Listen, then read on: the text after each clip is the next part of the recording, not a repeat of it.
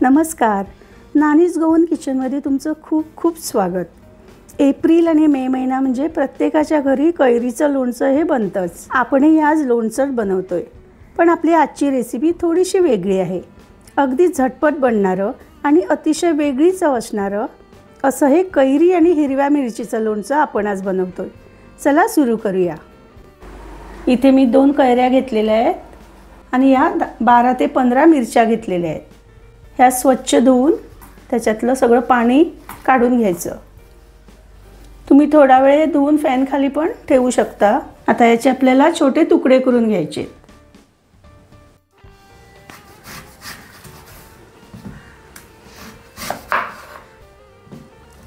याचे असे छोटे तुकडे करून घेऊया।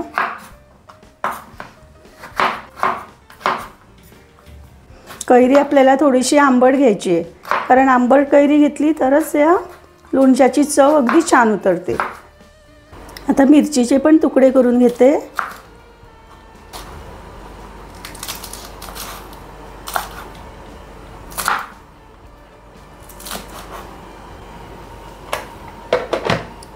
आणि आपल्याला चॉप करून घ्यायचे।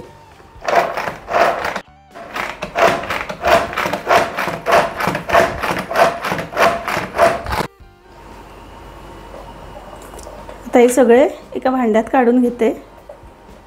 आता याच्यातच घालूया मिरच्या। याच्या पण आपल्याला बारीक चॉप करून घ्यायचे आहे। आता आपल्या मिरच्या पण चॉप करून झालेल्या आहेत, त्याच्यात घालते। अशा तऱ्हेने मी कैरी आणि मिरच्या अशा चॉप करून घेतलेल्या आहेत। हे आता आपण बाजूला ठेवूया आणि आपला मसाला तयार करून घेऊया। आता मसाला तयार करण्यासाठी मी इथे घेते 1 चमचा जिरं, 2 चमचे बडीशेप,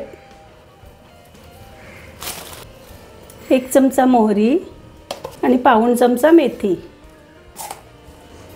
हे सगळं आपण छान ड्राय रोस्ट करून घेऊया।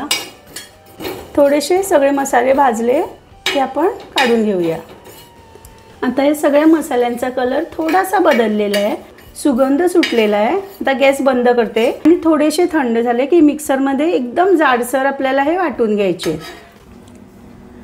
आता लोणच्यासाठी आपल्याला तेल लागणार आहे।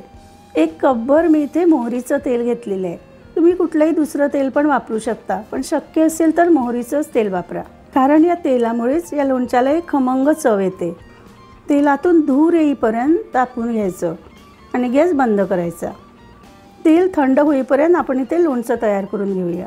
आता आपण चॉप करून घेतलेल्या कैरी आणि मिरचीत मी घालते अर्धा चमचा हळद, 1 चमचा मीठ आणि आपण ड्राय रोस्ट करून घेतलेला पावडर।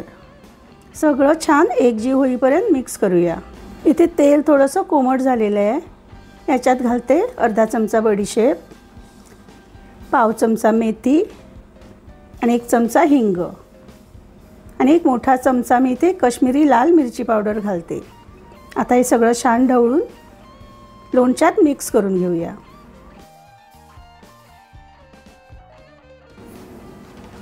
हे होतं कैरी आणि हिरव्या मिरचीचं लोणचं। आपल्या गोवन पारंपरिक लोणच्यापेक्षा याची चव अगदी वेगळी आहे आणि महत्त्वाचं म्हणजे अतिशय कमी वेळात कुठलीही पूर्वतयारी न करता हे झटपट तयार होतं। नक्की करून बघा। रेसिपी आवडली तर लाईक आणि सबस्क्राईब करायला विसरू नका। परत भेटू अशीच एक छानशी रेसिपी घेऊन। तोपर्यंत स्वस्त रहा, मस्त रहा।